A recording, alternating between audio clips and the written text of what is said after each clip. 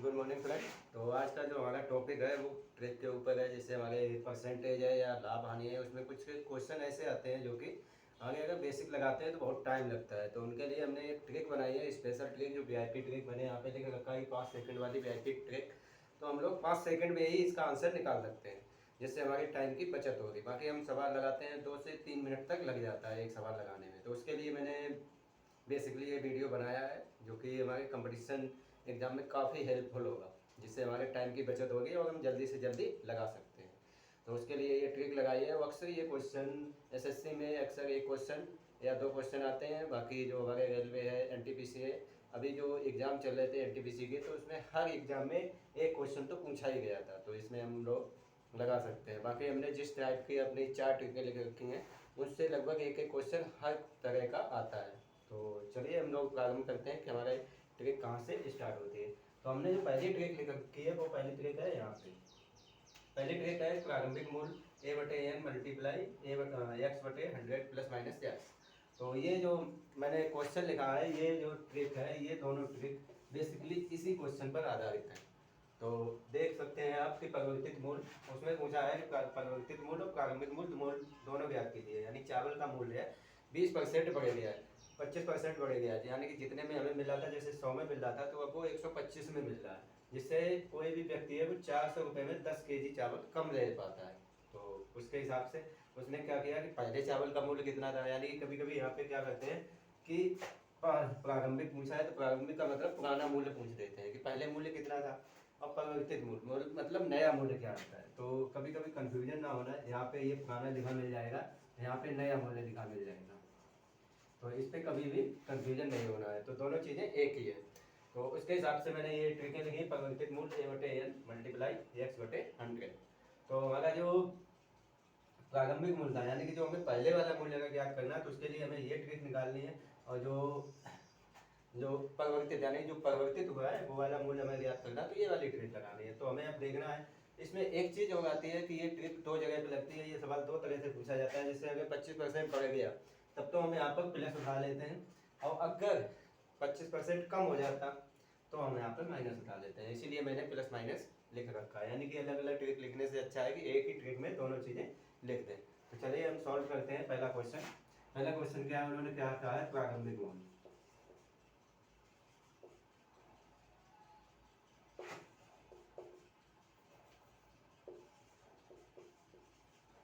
तो प्रारंभिक मूल्य हमारा क्या है, क्वेश्चन देख लो, ये ट्रिक a/n मल्टीप्लाई x बटे 100 प्लस एक्स, क्योंकि यहाँ पे हमारा बढ़ गया। अगर यहाँ पे हमारा माइनस हो जाता तो हम यहाँ पे माइनस उठा देते। तो यहाँ पे केवल बढ़ा हुआ है, अगर घटा हुआ तो माइनस उठा देते, इसलिए हमने प्लस उठाया।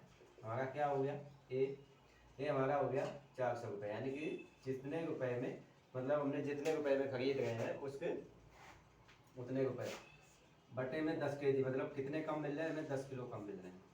इसके साथ ही कितने परसेंट बढ़ा है, 25 बटे 100 प्लस 25। ये हमारा क्वेश्चन है। अब हमें इसे हल कर देना है। एक जीरो से एक जीरो चला गया, 40 मल्टीप्लाई 25 बटे 125, 5 से काटा, 25 पंजे 125, 5 से काटा, 5 अठे 40, यानी कि 8 रुपये प्रति केजी हमें पहले मिल रहा था। ये हमारा आंसर आ गया।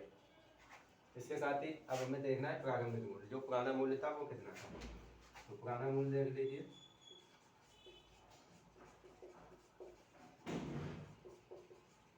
a/n मल्टीप्लाई x बटे 100, सीधा लिख रखा है, देख लो आप। 400 बटे 10 मल्टीप्लाई 25 बटे 100, काट पीट लो, आंसर देख लो अपने। 25 से 25, 25 चौको 100, एक जीरो से 4 से काटा 10। अगर सही से देखा जाए तो हमें केवल 5 सेकंड यहाँ पे लगे होंगे और 5 सेकंड हमें यहाँ पे लगे होंगे। क्वेश्चन एक तरह से पूछा जाता है, पुराना मूल्य पूछ देता है या नया मूल्य पूछ देता है। तो आप देख लीजिए, 5 सेकंड से ज़्यादा नहीं लगने हैं। तो ये ट्रिक हमारी बहुत ही कामयाब होने वाली, बहुत ही अच्छी लगने वाली है। यानी एसएससी में तो एक क्वेश्चन आता ही आता है, साथ ही हमारा जो रेलवे एनटीपीसी है उसमें भी एक क्वेश्चन आता ही आता है। बाकी जो भी एग्जाम होता है उसमें क्वेश्चन पूछा ही जाता है, क्योंकि ये थोड़ा लंबा प्रोसेस होता है। जब भी हम बेसिक लगाते हैं तो बेसिक में ये इतना लंबा जाता है क्वेश्चन कि कम से कम बोर्ड पूरा फुल हो जाएगा, हमारा क्वेश्चन का आंसर नहीं आता है। तो इसके लिए मैंने ये ट्रिक बनाई थी। तो आप लोगों को अगर पसंद आई हो तो सही है। आगे मैं अगला क्वेश्चन अगली ट्रिक के ऊपर बढ़ता हूँ। ये मैं क्वेश्चन मिटा दे रहा हूँ।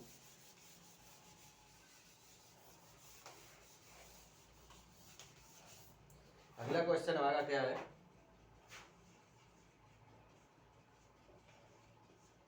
एक कुर्सी का मूल्य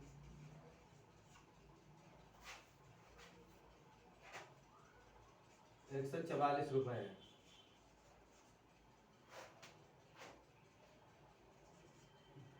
144 रुपये में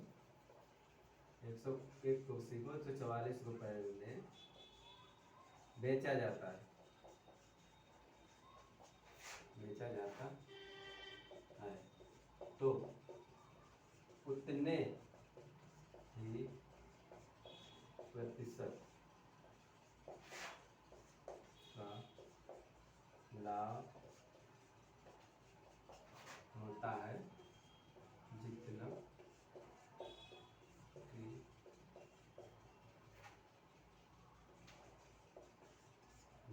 कि कुर्सी का क्रय मूल्य है।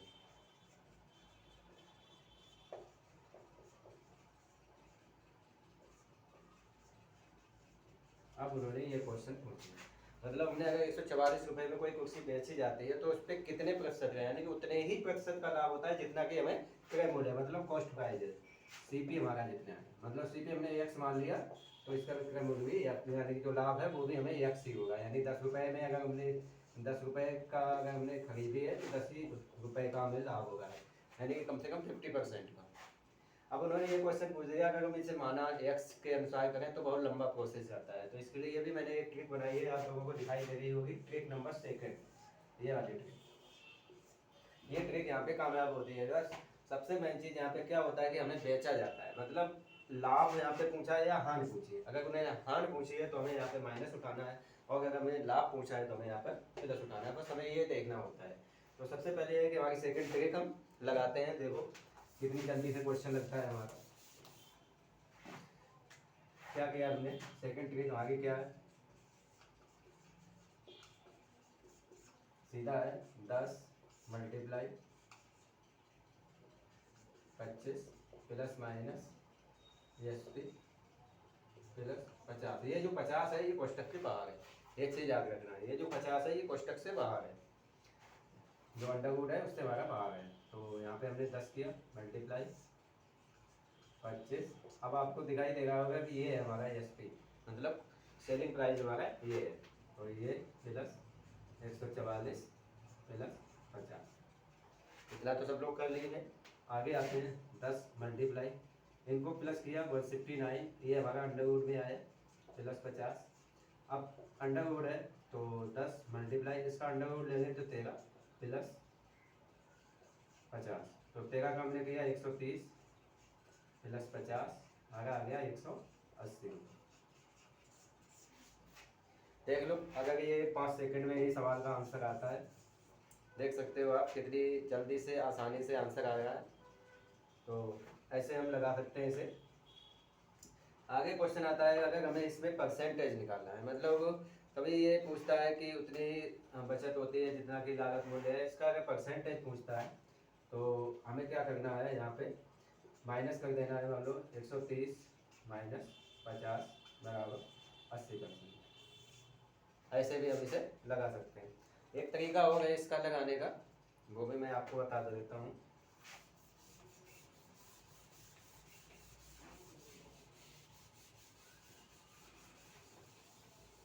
बस उसमें ये होता है कि हमें डिवाइड करना होता है। जो हमारा 144 है, इसमें हमें क्या करना होता है, 144 इसे 2 भागों में डिवाइड करना होता है।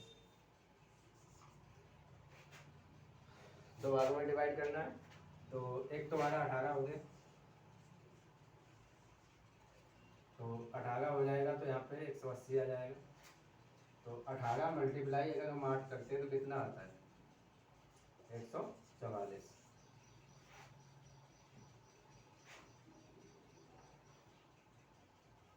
ठीक है, तो यहाँ पे हमारा 18 ऐसे हमें करना है। मतलब हमारा जो मल्टीप्लाई है वो 144 आए और प्लस करने पे भी, तो 144 है तो इधर 80 हो जाएगा।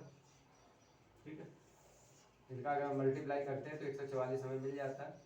बाकी कभी कभी बच्चे कहते हैं 16 16 में, यानी कि 16 मल्टीप्लाई 16 कर दिया तो 144 हो जाएगा, लेकिन हमारा जो 144 है से ऊपर निकल जाएगा, यानी 16 दूने 32 हो जाएगा, तो वो हमारा गलत हो जाएगा। तो इसके हिसाब से आ जाए 144 आ गया हमारा। तो ये जो हमारा इधर होता है राइट हैंड वाला, इसे हम उठा लेते हैं बस, यहाँ पे इससे आंसर निकल आता है। ऐसे भी निकाल सकते हैं और उस तरीके से भी निकाल सकते हैं।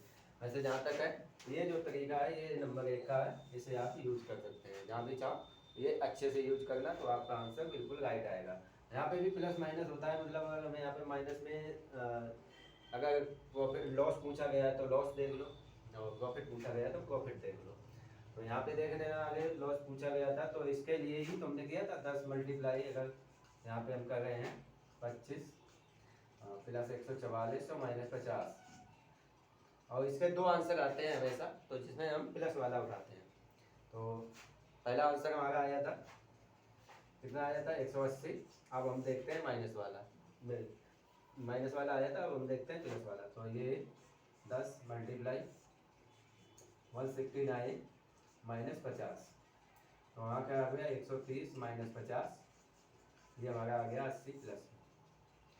तो यहाँ पे एक 80 आता है, एक 180 आता है, दोनों ऑप्शन में नहीं दिए जाते हैं। तो हमारा जो 80 दिया जाता है तो ये हमारा प्लस में है, तो यही उठा लिया जाता है। जो माइनस वाला होता है वो कभी नहीं दिया जाता है, और ना ऐसा कोई भी क्वेश्चन पूछा जाता है, ना दोनों ऑप्शन एक में दिए जाएंगे। तो हम ये 80 वाला सही मानते हैं। अगला क्वेश्चन देखते हैं। तो इसमें कंफ्यूज मत होना कभी भी, क्योंकि इसमें यही होता है। अगला क्वेश्चन हमारा आता है, मतलब हमारे पास ट्रिक थर्ड है, x/10 का होल स्क्वायर। ये ट्रिक कहाँ यूज होती है वो मैं आप लोगों को बता देता हूँ। क्वेश्चन आया, एक आयत की लंबाई में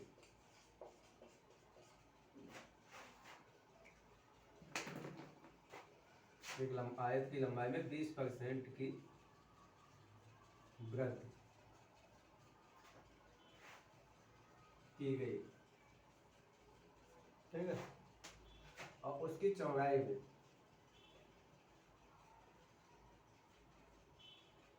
20% की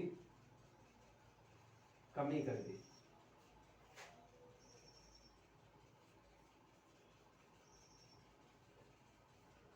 तो उसका क्षेत्रफल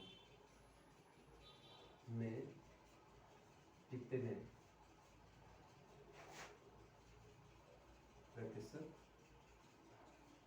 की वृद्धि या कमी होगी। इस टाइप के क्वेश्चन आ जाते हैं कि 20% की वृद्धि की गई और 20% की कमी की गई। बच्चे क्या करते हैं कि हमारे पास मान लो यहाँ पे हमने क्या किया कि वृद्धि और कमी दो भागों में लिख लिया।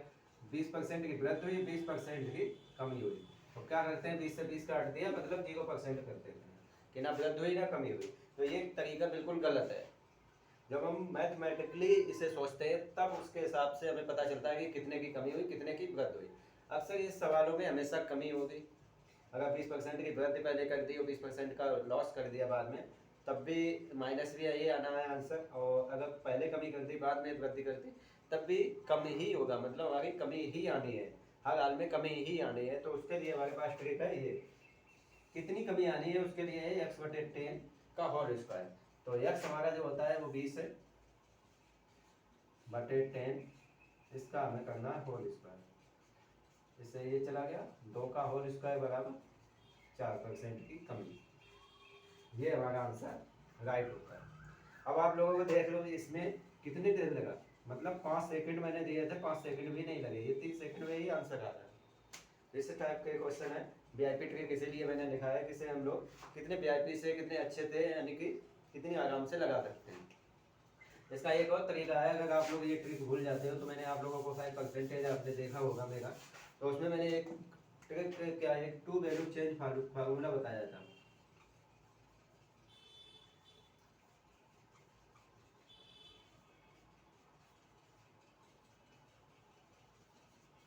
वैल्यू चेंज फार्मूला एक मैंने बताया था कि अपने जो क्लास 6 या 7 में पढ़ते थे तब हम लोगों से कराया जाता था टू वैल्यू चेंज फार्मूला।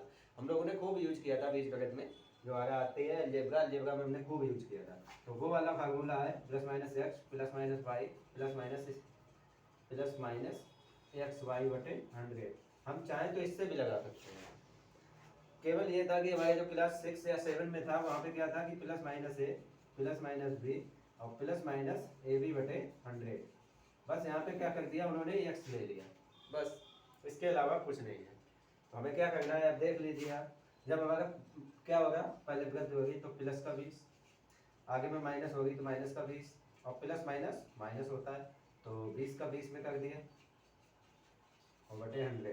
तो 1 0 1 0 1 0 1 0, ये माइनस का था ये प्लस का कट गया, 2 का 2 में माइनस किया तो माइनस का 4। अब माइनस का जब 4 आएगा तो हमारी कमी ही होगी। तो हम इससे भी इसे लगा सकते हैं। बाकी कंफ्यूज मत होना, दोनों में से एक भी ट्रिक याद होगी तो हमारा लग जाएगा। बाकी हमारी जो ये है एक्स बटे 3, तो इसमें केवल ये उस जगह पे लगेगी जहाँ पे सेम संख्या होनी चाहिए, यानी कि सेम ही वृद्धि सेम ही कमी होनी चाहिए, वहाँ पे हम लोग ये फार्मूला यूज कर सकते हैं। बाकी आती है हमारी अगली ट्रिक।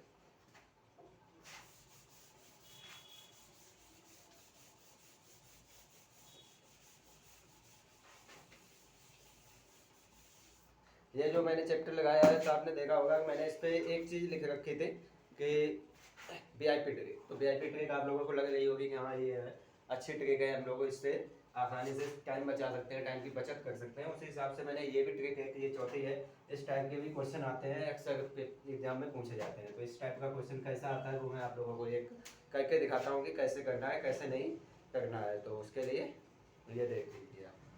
तो यहाँ पे भी देख लेगा, यहाँ पे प्लस माइनस लगा है, यानी कि अगर हमने माइनस होता है मतलब जो लाभ प्राप्त होता है या हानि प्राप्त होती है, मतलब प्रॉफिट होता है या लॉस होता है, कम होता है या वृद्धि होती है, तो उसके लिए यहाँ पे प्लस माइनस जैसा यूज करते हैं। मतलब अगर हमें वृद्धि होगी तो हम प्लस उठाएंगे और अगर लॉस होगा तो हमें माइनस उठाना होगा।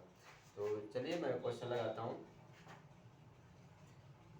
श्याम 65 संतरे बेचकर 13 संतरों। अब यहाँ पे ध्यान देने वाली बात है, मतलब 13 संतरे के विक्रय मूल्य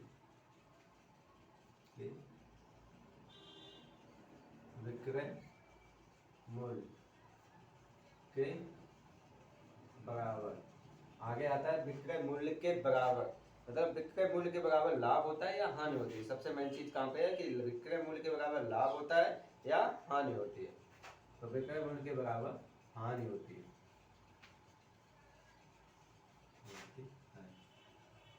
तो इसका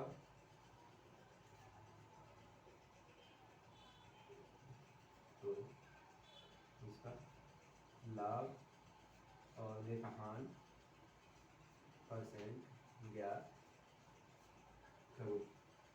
एक चीज और याद रखना, वो हमेशा यहाँ पे लाभ और हानि लिखेगा। वो इसलिए लिखेगा कि हम लोगों को कंफ्यूज करेगा। कभी कभी ऐसा होता है कि लाभ का फार्मूला लगाने का होता है तो हम हानि का लगा देते हैं, हानि का होता है तो लाभ का लगा देते हैं, लेकिन ऑप्शन में दोनों मिलते हैं।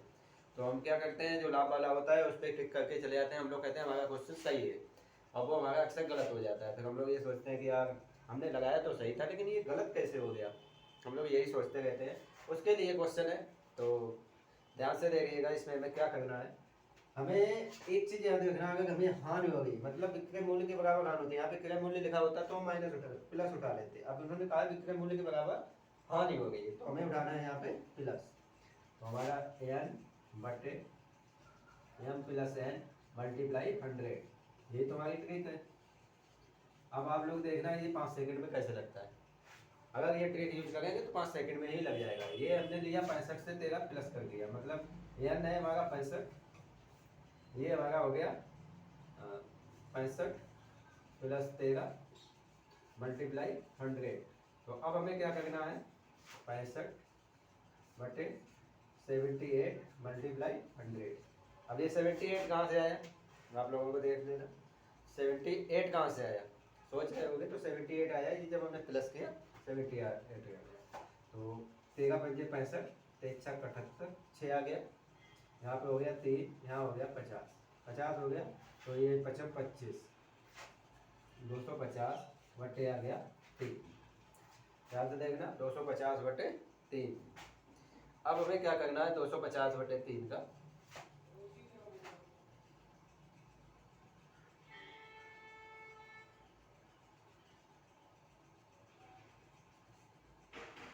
ये 8 24 1 बचा 10 बचे और 3 3 9 83 सही, 3 3 9 और 1 बचा 3। ये आ गया हमारा आंसर।